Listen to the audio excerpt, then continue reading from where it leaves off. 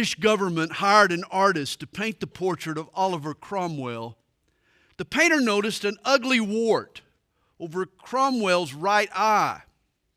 He wanted to enhance Cromwell's image, and so he left off the wart from the portrait. But when the portrait had its unveiling, Cromwell was upset. He was disappointed. Rather than appreciate the artist's efforts, he ordered the wart added back to the portrait. And Cromwell said he preferred to be painted, as he put it, warts and all, coining a phrase that we still use today.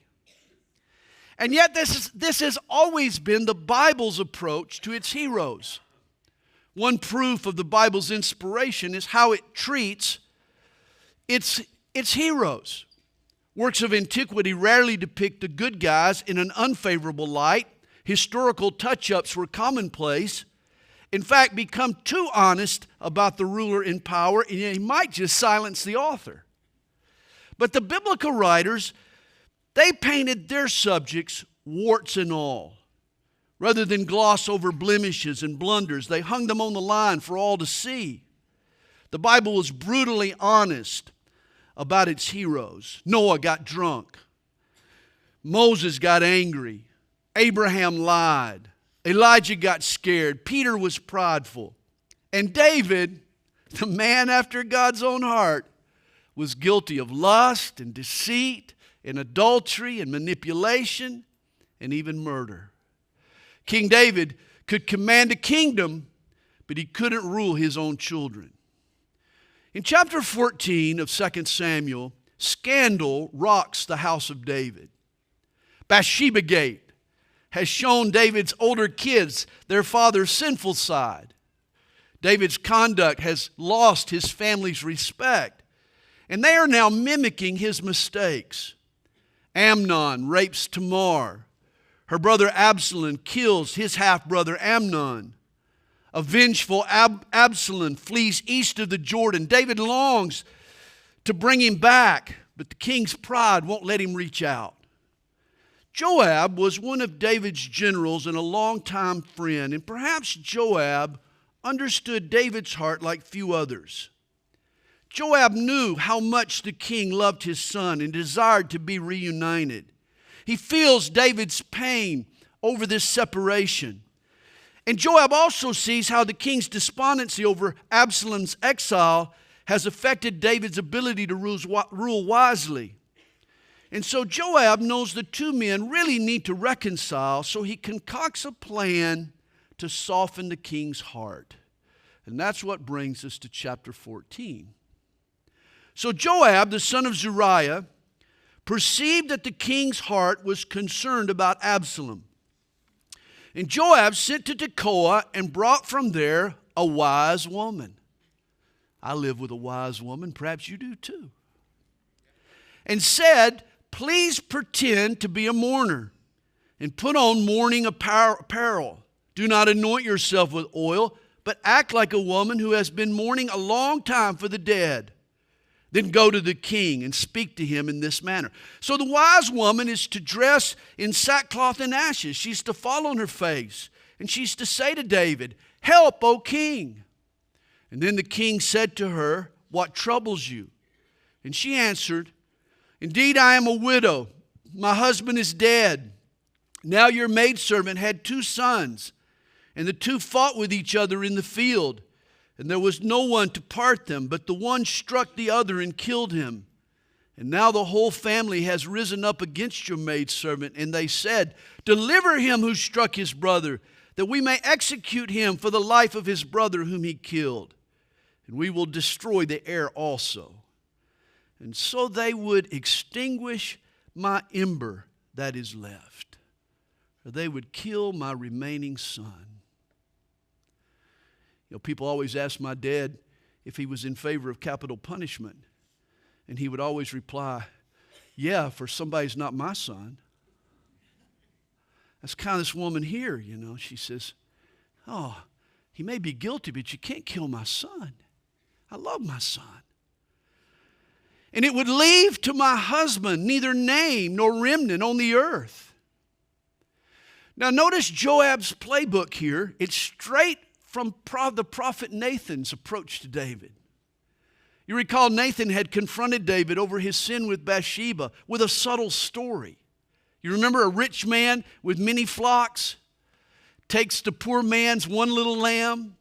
Well, now again, David is getting caught off guard with a parable that is going to depict him now in a not so flattering light. The king believes this woman's story. He tells her to go home and to wait there for him to work things out.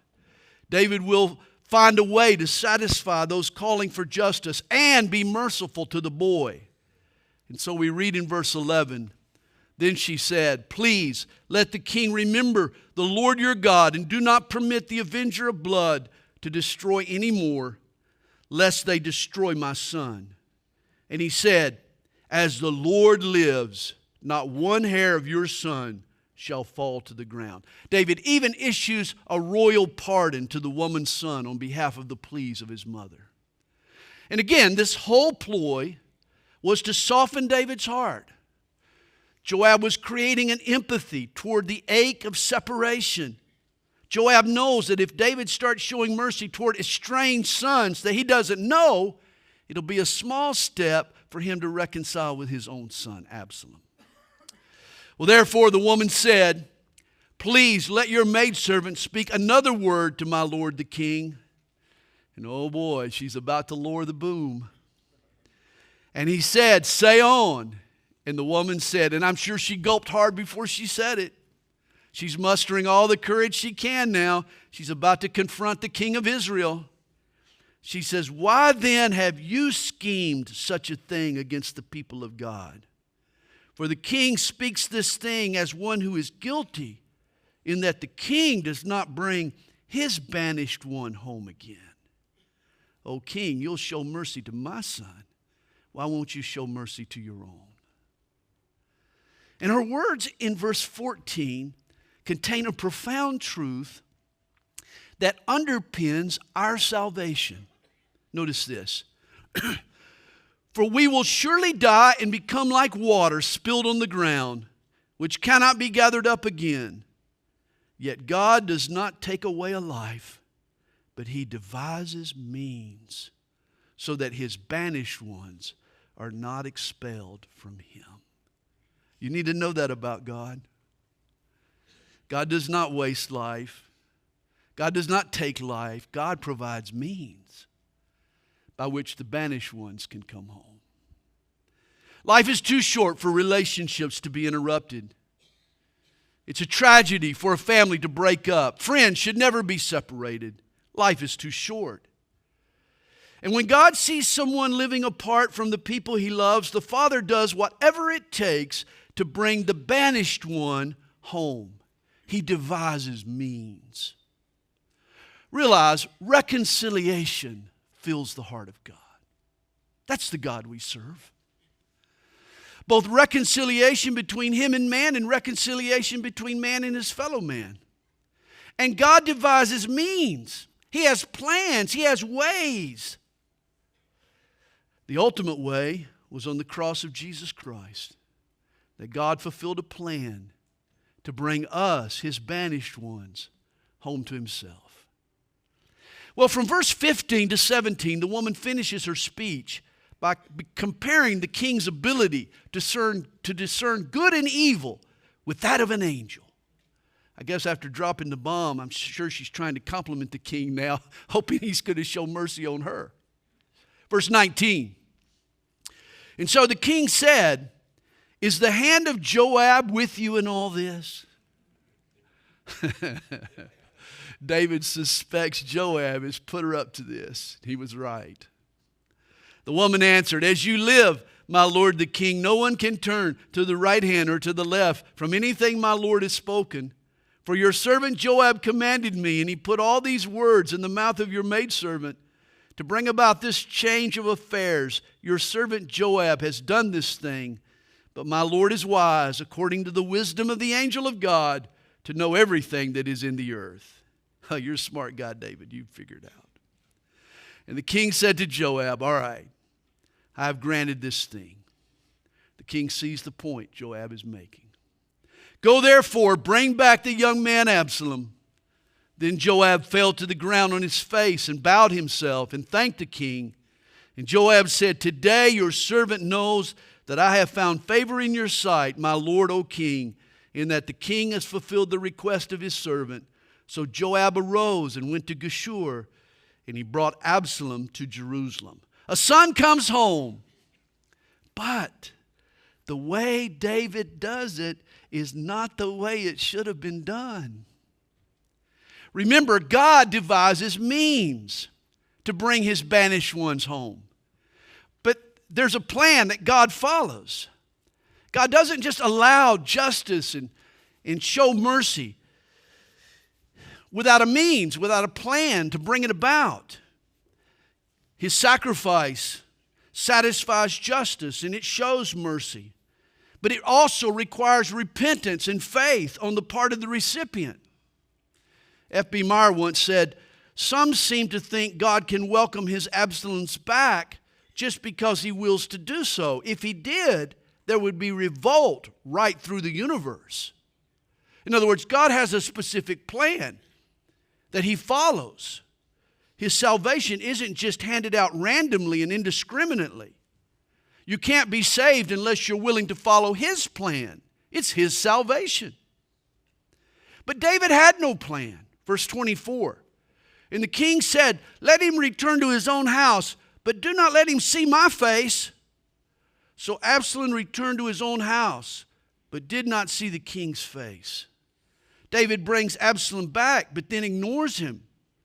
The king mistakenly assumes that you can be restored without repentance and without reconciliation.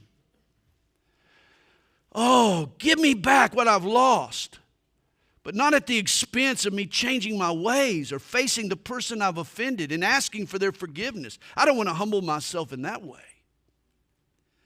David's lack of a plan for Absalom's salvation is a painful error, and it eventually leads to his son's all-out rebellion. David would have been better off not bringing him back than to bring him back without means and without a way to be reconciled. Now, in all Israel, there was no one who was praised as much as Absalom for his good looks. Handsome guy. From the sole of his foot to the crown of his head, there was no blemish in him. Absalom was a Hebrew hunk. A handsome guy. He was a Jewish Fabio. Mr. Israel, they called him, I'm sure. And the trait that made him most handsome, and the chicks always dig, was his long flowing hair. He had that long mane, that long flowing hair. You know, Absalom got a haircut once a year whether he needed one or not. And when they weighed what was shaved, I don't know why they did it, but they did, because we're told about it. When they weighed the hair that they shaved off his head, it amounted to 200 shekels, or 6 pounds. The guy had long hair, probably thick and bushy hair too.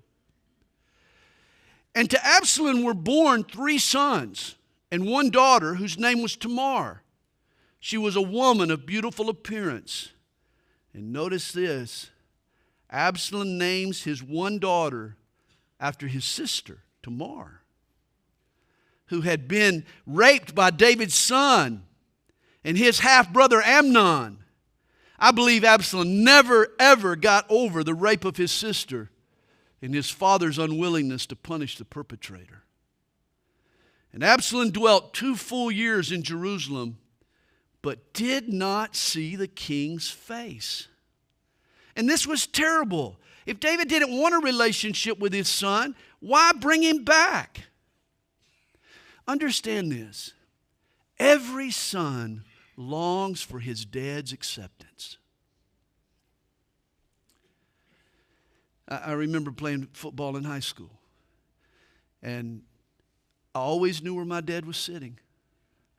I mean, the crowd could be roaring and cheering my name and shouting for me and touchdown after touchdown and, you know, go Sandy and all. But I didn't hear any of that. I didn't hear any of that. I always knew where my dad was sitting, and I always looked up at my dad, and I always relished his thumbs up. little boys, big boys, they still are impacted by their dad's acceptance. And they grow deeply resentful if it's unfairly withheld. And here the fact that David withholds his favor from Absalom for no real reason. It only pours rage, fuels the rage brewing in this man's heart. David is stoking a son's bitterness. See, David is a classic example of how not to parent.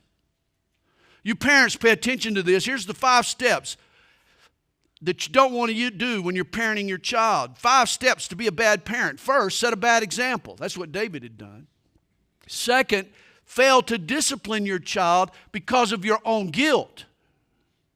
Third, get angry at your child for following your example, then alienate yourself from them. That's what David did. And then fourth, invite them back into your good graces while ignoring the problems. Again, another mistake David made. And then fifth, pretend they're forgiven while still holding a grudge. That's a surefire way to create a rebellious child. Therefore, Absalom sent for Joab to send him to the king, but he would not come to him. And when he sent again the second time, he would not come. Absalom wants to be reunited with his father. But Joab ignores him because he doesn't think that David will reconcile with him. Twice he ignores him. So he said to his servants, "See, Joab's field is near mine, and he has barley there. Go and set it on fire." He's got to do something to get his attention. And Absalom's servants set the field on fire. This was Absalom's way of getting Joab's attention, of trying to reconcile with his father. And maybe your kids are setting your fields on fire because that's the only way they think they can get their parents' attention. Is the only time you really sit down and talk to your kid is when he's in trouble or when she's in trouble?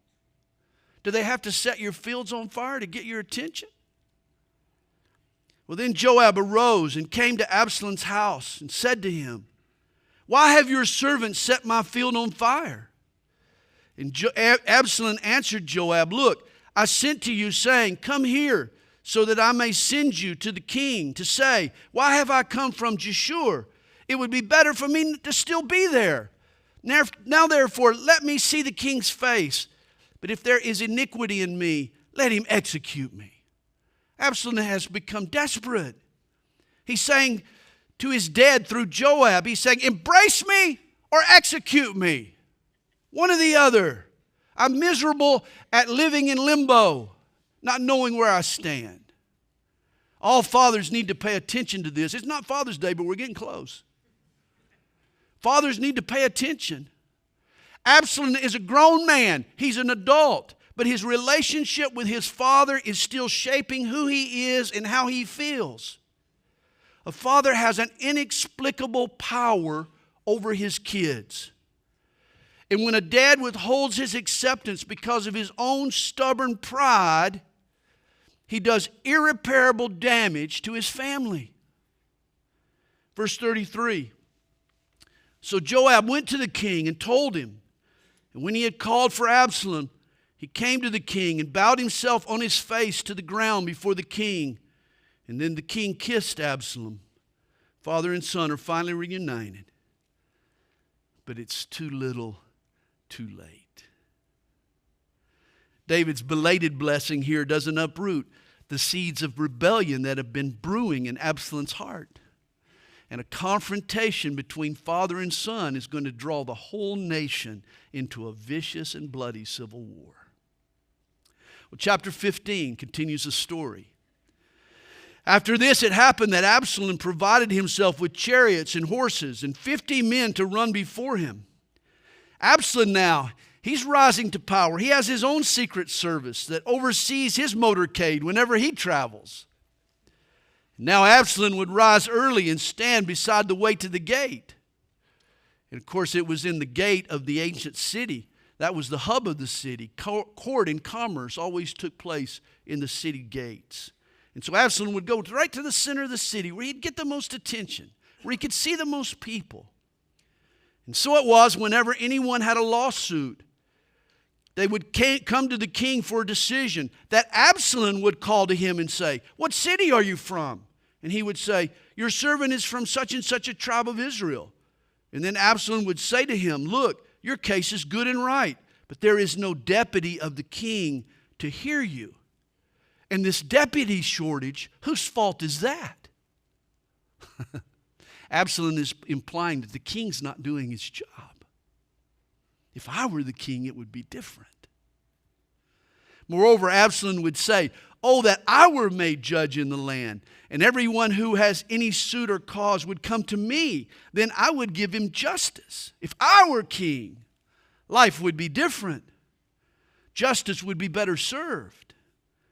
And so it was whenever anyone came near to bow down to him, and he would put out his hand and take him and kiss him.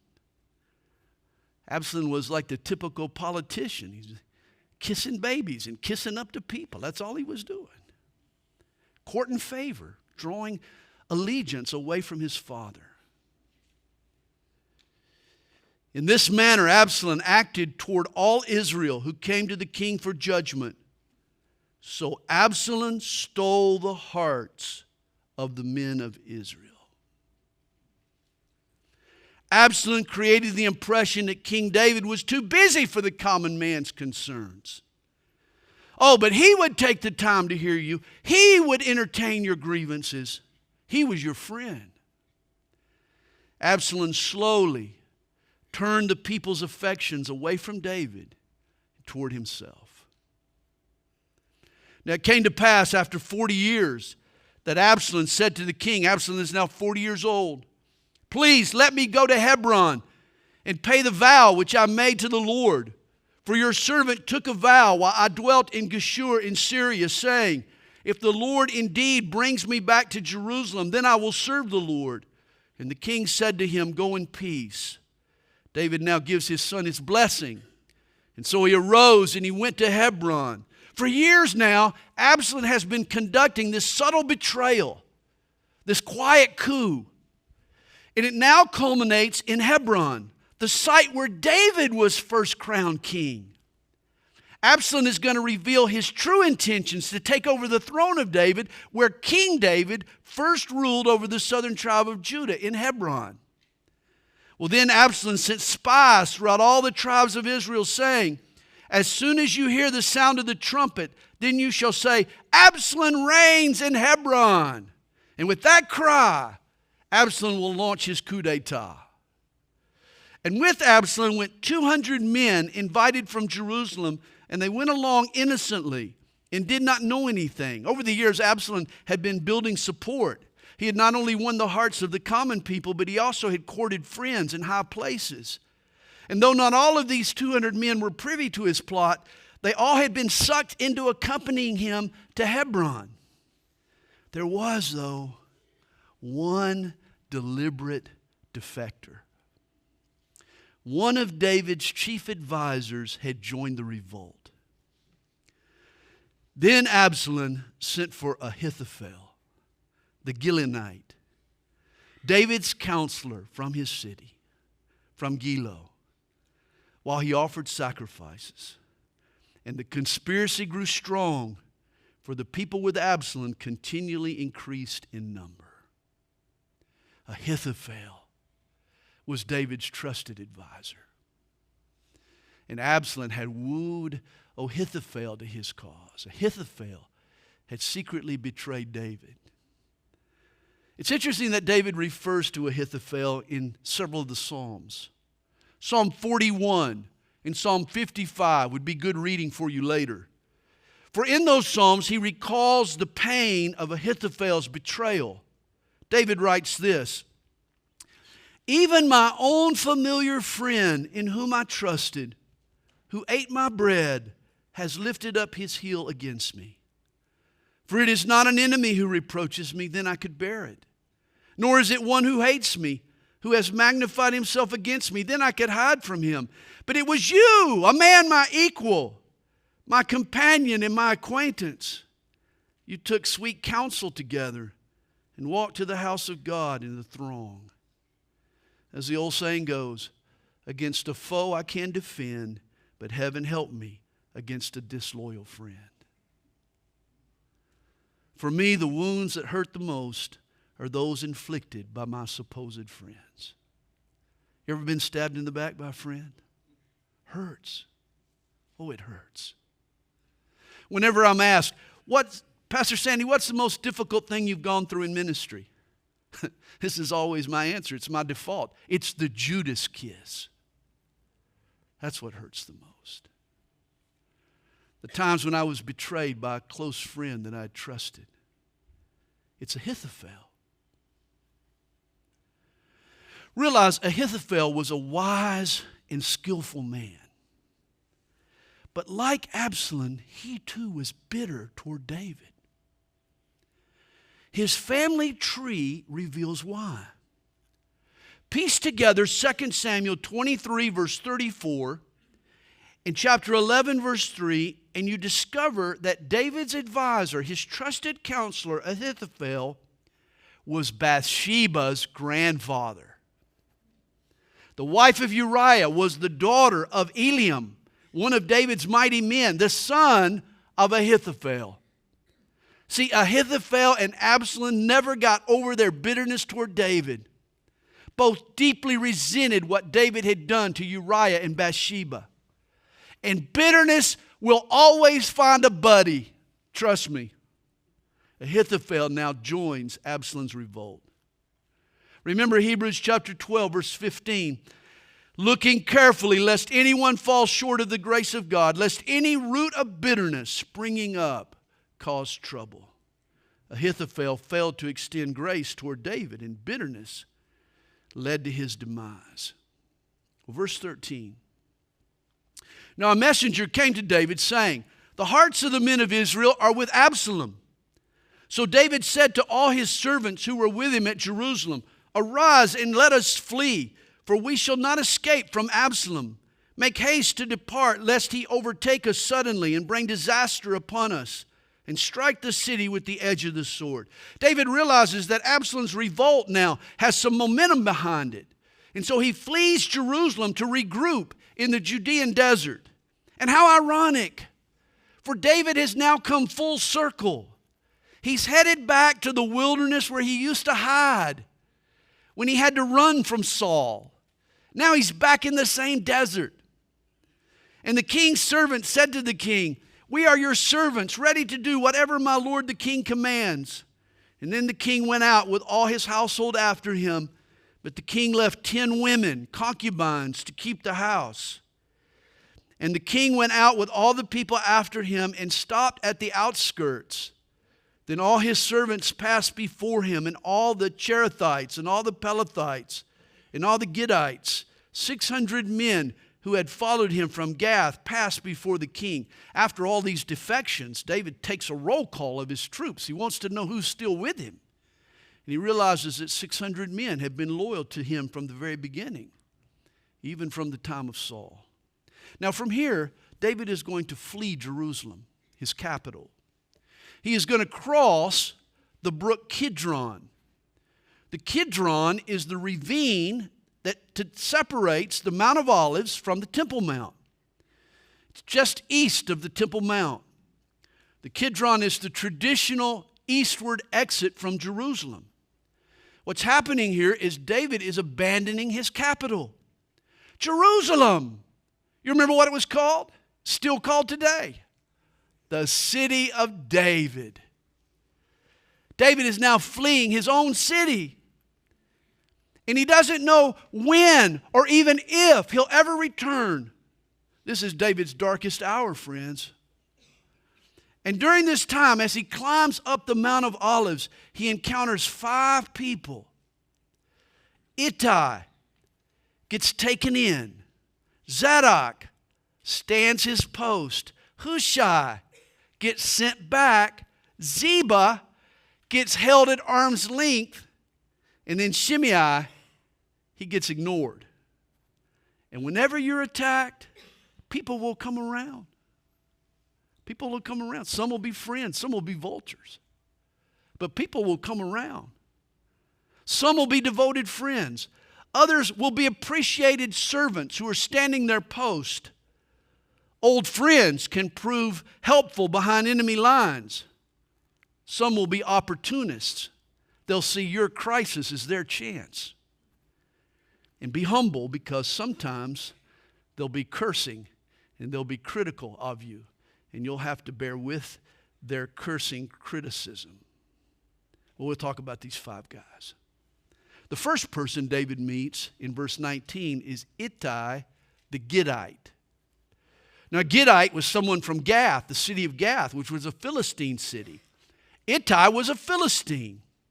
Apparently, David and this man had just met. He was a stranger in town who had found himself caught up in this family squabble between David and Absalom.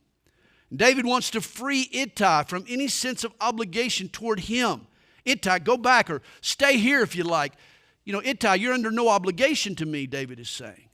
But Ittai instead affirms his loyalty to David. Notice verse 21, he tells him, "As the Lord lives, and as my lord the king lives, surely in whatever place my lord the king shall be, whether in death or life, even there also your servant will be." How encouraging this must have been. Even when David is being rejected by his own son, there's still people in his life, brave men who still have his back. Ittai is one of them. Verse 23, "And all the people crossed over toward the way of the wilderness." This was a sad moment, we're told. All the country wept with a loud voice. And that's when David meets Zadok, the high priest. Zadok also and all the Levites with him, bearing the ark of the covenant of God. And they set down the ark of God, and Abiathar, who was the co-high priest at the time, went up until all the people had finished crossing over from the city. Now the priests, they follow David with the ark of the covenant. But David tells Zadok to return. See, David trusts God, not in the things of God. It was God who would deliver him, not the ark. And so David tells Zadok to go back to the tent, go back to the tabernacle, put the ark back where it belongs. Stand your post, hold your post. And maybe you'll be able to invade Absalom's inner circle and serve as an informant later on. He tells him, just be faithful to what God has called you to do. And sometimes when you're in a difficult trial, it's great to have those people in your life that are still faithful to their callings, to the posts where God has them. Verse 30. "So David went up by the ascent of the Mount of Olives, and he wept as he went up, and he had his head covered, and he went barefoot." And if you've ever been to Israel with me, you know that the Mount of Olives it's a rocky place. I mean, the terrain is rough. I mean, there are rocks everywhere on the Mount of Olives. Being barefoot would be tough. But David's climbing up the mountain barefoot. And all the people who were with him covered their heads and went up weeping. Again, they're mourning, they're grieving, they're leaving the city of David. Reminds me of Jesus' departure from Jerusalem after his rejection by the religious establishment. He walked the same path, apparently. And from the Mount of Olives, remember, Jesus too wept over the city. Perhaps David and the son of David wept from the very same spot.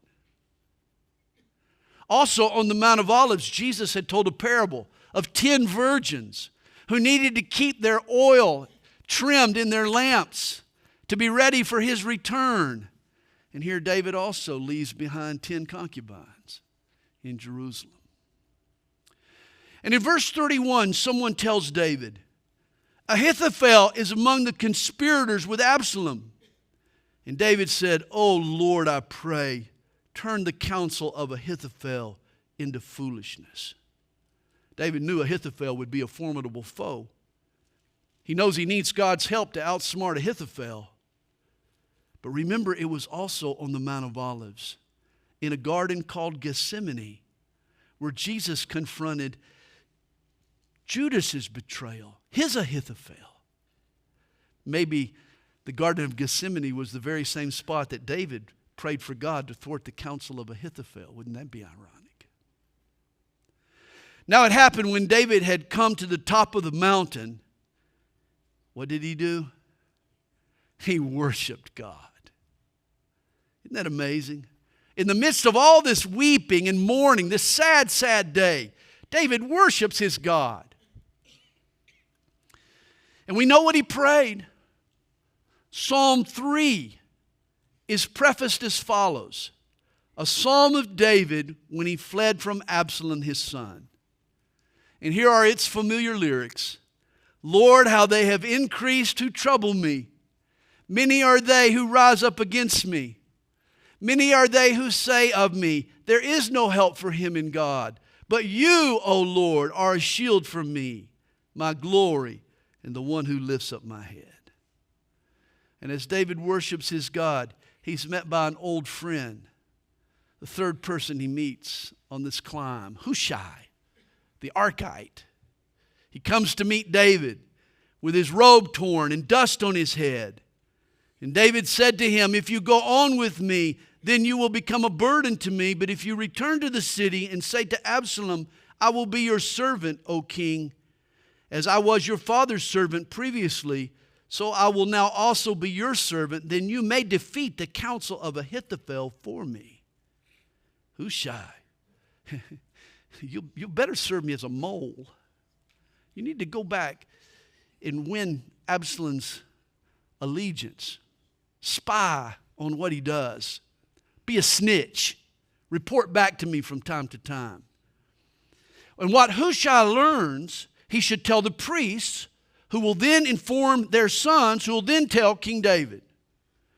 King David is setting up an espionage ring right there in the city of Jerusalem. Now in chapter 16, when David's procession crests the top of the Mount of Olives, he's met by another man, Ziba, who was the servant of Saul's crippled son, Mephibosheth. He comes to David with food and with supplies. But when David asked, where is Mephibosheth? Ziba said, indeed he is staying in Jerusalem, for he said, today the house of Israel will restore the kingdom of my father to me. And so the king said to Ziba, here, all that belongs to Mephibosheth is yours. David may have acted hastily here. In chapter 19, there's another side to the story. Later, the crippled Mephibosheth is going to claim that his servant Ziba left him behind to make it look like he had forsaken David and had pledged his loyalty to Absalom. David jumps to conclusions here and gives Mephibosheth's his inheritance to Ziba. Now, when King David came to Bahurim, there was a man from the family of the house of Saul whose name was Shimei. This guy is something. He's a piece of work. Now he comes out cursing continuously as he came. And he threw stones at David and at all the servants of King David. And all the people and all the mighty men were on his right hand and on his left. This Shimei was a crude dude. He had a foul mouth. Remember, he was a Saul sympathizer. He had never liked David. And now he comes out to curse him and kick him when he's down. Also, Shimei said thus when he cursed, come out, you bloodthirsty man, you rogue. The fellow's got the nerve. He's out there cursing the king, insulting the king of Israel. He says, the Lord has brought upon you all the blood of the house of Saul, in whose place you have reigned. And the Lord has delivered the kingdom into the hand of Absalom your son. Now you are caught in your own evil, because you are a bloodthirsty man. Shimei not only flirts with the king's wrath, but also with God's wrath. For here he puts words in God's mouth. He claims that God has given the kingdom over to Absalom. Who is he to speak for God? What he says is not true. Verse 9. Then Abishai. Oh, Abishai. He'd been sharpening his sword this whole time. Abishai, the son of Zeruiah, said to the king, why should this dead dog curse my lord the king? Please let me go over and take off his head. Probably a good thing to have a friend like Abishai. He was a warrior. He was fiercely loyal to David. He said, I can take care of this foul mouth. But it's interesting how humbly David responds. He tells Abishai to leave him alone. Let him shout his curses. And he even says, the Lord has ordered them. The Lord has ordered him. No. See, David implies, I'm only getting what I deserve. David understood what he had done and that he was the cause of this whole calamity. He said, I'm only getting what I deserve. He humbles himself. Verse 13, and as David and his men went along the road, Shimei went along the hillside opposite him and cursed as he went, threw stones at him and kicked up dust. I mean, he's a nuisance. King David just let Shimei carry on with his little hissy fit. Just lets him do what he's doing. Now the king and all the people who were with him became weary, so they refreshed themselves there. And I'm sure it was after Shimei had finally shut up. Well, verse 15. Meanwhile, Absalom and all the people, the men of Israel, came to Jerusalem, and Ahithophel was with him. And so it was when Hushai the Archite, David's friend, came to Absalom, that Hushai said to Absalom, long live the king, long live the king. So Absalom said to Hushai, is this your loyalty to your friend? Why did you not go with your friend? Absalom knew that Hushai and David had been close friends. And Hushai said to Absalom, no, but whom the Lord and this people and all the men of Israel choose, his I will be, and with him I will remain. Furthermore, whom should I serve? Should I not serve in the presence of his son? As I have served in your father's presence, so I will be in your presence. And of course, this was all a lie. Hushai told a lie. He was out to sabotage Absalom's plans. He was secretly loyal to David. Well, then Absalom said to Ahithophel, give counsel as to what we should do. And Ahithophel, remember, he's a shrewd guy. He said to Absalom, go into your father's concubines when he has left to keep the house, and all Israel will hear that you are abhorred by your father, and then the hands of all who are with you will be strong. See, in the Oriental world of David's day, when a new king took the throne, he inherited his predecessor's harem. Ahithophel advises Absalom to take the king's concubines for himself. It'll signal to the people a regime change. It will embolden his allies. But from God's viewpoint, this was a judgment on David's sin with Bathsheba. For what David had done secretly to Uriah is now about to be done openly to David. And so they pitched a tent for Absalom on top of the house, and Absalom went into his father's concubines in the sight of all Israel. And this was all designed by Ahithophel to bring shame to David, to bring shame on what they had done to Uriah and Bathsheba in their marriage. David, of course, is humiliated. Ahithophel and Absalom relish every minute of it. They're finally getting the revenge they've been waiting for years. Now, the advice of Ahithophel, which he gave in those days, was as if one had inquired of the oracle of God. And so was all the advice of Ahithophel, both with David and with Absalom. In other words, Ahithophel was the master strategist. When it came to these political power plays, man, he knew all the right strings to pull at just the right times. Which sets up chapter 17. Ahithophel tells Absalom to take 12,000 men and pursue David while he's weary and weak. Kill only the king, he says. And when you do, the people will all drop their arms and they'll submit to Absalom. And this was good advice. At the time, David was reeling. He was vulnerable. He had yet to regroup. This was the perfect time to strike. Absalom has the momentum. But notice verse 5. Then Absalom said, now call Hushai and let us hear what he says too. So Hushai said to Absalom, the advice that Ahithophel has given is not good at this time. Remember, though, Hushai is actually an undercover agent working for David. For said Hushai, you know your father and his men, that they are mighty men, and they are enraged in their minds, like a bear robbed of her cubs in the field.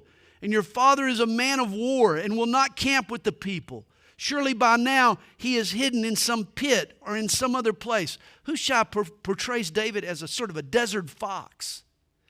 He's cunning, man. He's adept at wilderness warfare. If you attack him, chances are he won't even be there. He's like a mountain rabbit. He's got all these holes to hide in. The truth be known, it had probably been a long, long time since this king had slept under the stars. He had been pretty pampered in the palace. But Hushai tells Absalom all of this, that David is sneaky. You got to watch him. You need to strike him first and hard. That's what you need to do. See, Ahithophel's counsel was exactly the opposite. He said, just strike David, act quickly. Hushai says, no, you need to mass the army. Get the army together, pull down cities. Launch a full-out invasion. Hushai is buying David some time. And so verse 14. So Absalom and all the men of Israel said, the advice of Hushai the Archite is better than the advice of Ahithophel. For the Lord had purposed to defeat the good advice of Ahithophel, to the intent that the Lord might bring disaster on Absalom. God has means. He devises means. God sees to it that Ahithophel's plan is rejected and Hushai's is adopted. Now Hushai runs to the priests and he ignites the relay of messages that bring the news back to the king that he should keep moving. He needs to cross the Jordan River. He needs to lay low. Verse 17. Now Jonathan and Ahimaaz, which were the priest's sons, they stayed in Rogel, for they dared not be seen coming into the city. So a female servant would come and tell them, and they would go and tell King David. They had this espionage train. Nevertheless, a lad saw them and told Absalom. Their cover was blown. These priestly snitches get ratted out. And as if the intrigue could not get any more intense, the sons of the priest, they hide under a threshing mat down in this woman's well. Absalom's men, they track him to this woman's house. But she lies to protect Jonathan and Ahimaaz. This guy, I can't pronounce his name. And Absalom's posse returns to Jerusalem without David. Once they're gone, these priests, they rush to David and they tell him to cross the Jordan River quickly. Ahithophel is targeting David. The king and his team, they engineer a night crossing of the Jordan River, quite a feat. Verse 23, when Ahithophel saw that his advice was not followed, he saddled a donkey and arose and went home to his house, to his city.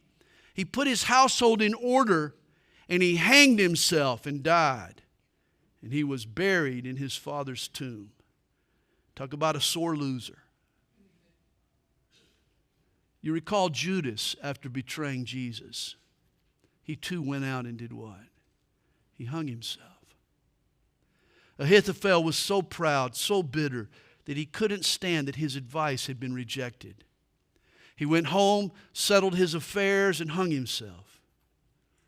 Friends, it's been said, bitterness is an acid that does far more damage on where it's stored than on where it's poured.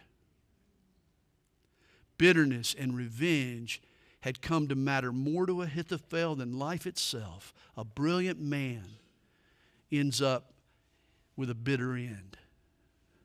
And then David went to Mahanaim, the former capital of Saul's son Ishbosheth. Oh boy, when David took Bathsheba to bed, he never dreamed that he would be on the run from his own son, hiding in the capital of Saul's dead son. And yet that's where David finds himself. He does find friends there, a group of men. They assist David, and they bring him food and supplies. Friends in need are friends indeed. He finds friends. Absalom, though, follows hard after David, and in verse 24, he makes Amasa, Joab's cousin, his general. Israel and Absalom camp east of the Jordan in Gilead. David is across the river, which sets up a final showdown between David and Absalom that we'll discuss next time.